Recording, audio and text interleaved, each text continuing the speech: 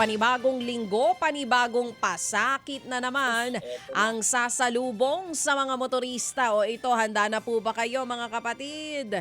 Magdasal, magnilay at mag-alay ng kambing dahil may panibagong taas presyo na naman po sa produktong petrolyo ang pinangangambahan. Totoo po yan. Base sa pagtataya po ng oil industry sources, posibleng ang madagdagan ng 11 hanggang 12 pesos ang kada litro ng diesel. Sa gasolina naman, posibleng hanggang 3 piso ang patong sa kada litro pero posible pa raw na walang pagbabago sa presyohan ng gasolina ay sana naman. Kaya sa mga naghahabol makamenos, mabuti pong magpagasolina na ng maaga. Ngayong araw inaasahang i-anunsyo ng mga kumpanya ng langis kung magkano po ang magiging dagdag sa presyohan.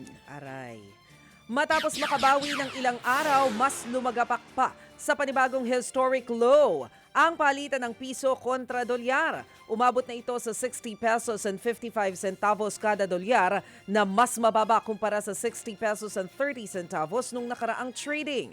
Ayon sa Bangko Sentral, binabantayan nila ang sitwasyon habang may digmaan sa gitnang silangan. Sinabi naman ng BSP na hindi laging masama ang mahinang piso dahil nakatutulong ito sa exports ng bansa. Samantala, tila hindi po umubra ang pakiusap ni Pangulong Bongbong Marcos Jr. sa mga supermarket. Ito na nga po kasi, last time kasama namin si Sir Steven Kua ng Philippine Amalgamated Supermarkets Association of the Philippines. Pakiusap daw yon. So ang pakiusap ay po pwedeng baliin, lalo na kung malulugi din naman ang ating mga manufacturers. Kasi nga po mga kapatid, ito na, nakaamba pong tumaas ang presyo ng grocery items ngayong Abril. Ayon po sa grupong Philippine Amalgamated Supermarkets Association, may ilang manufacturer daw na mapipilitan pong magtaas ng presyo dahil pa rin po yan sa epekto ng gera sa Middle East. Kabilang sa mga posibleng magmahal ang ilang klase po ng noodles, pasta, delata, tubig. Pero hindi pa masabi sa ngayon kung magkano ang magiging taas presyo. Nako, pati presyo ng karne, nakaambaring tumaas. Ayon sa Department of Agriculture, posibleng umabot sa 580 pesos ang kilo ng karneng baboy. Habang ang manok naman, posibleng pumalo sa 350 pesos per kilo. Pero paglilinaw ng DA, worst case scenario lang yan. Posible yang mangyari kung magtatagal pa ang taas presyo sa petrolyo at walang gagawing aksyon ang gobyerno. Sa ngayon, sapat pa naman daw ang supply ng local at imported na karne sa mga cold storage. Uy, nagsalita po ang ubra tungkol dito sa presyo ng manok.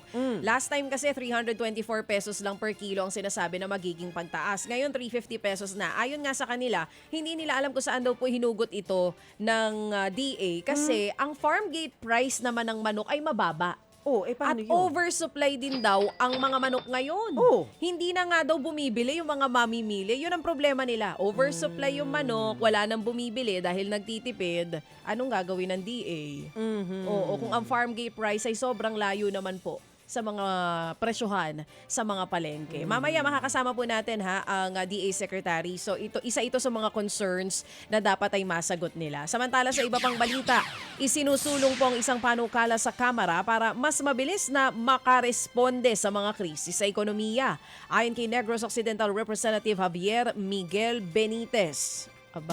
Layunin ng Rescue Act na magkaroon ng handang sistema sa panahon po na may emergency o sakuna.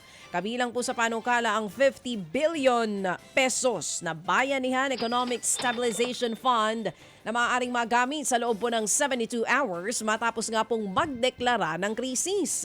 Magtatatag din po ng National Economic Resilience Council at Early Warning System para agad matukoy ang mga peligro sa ekonomiya.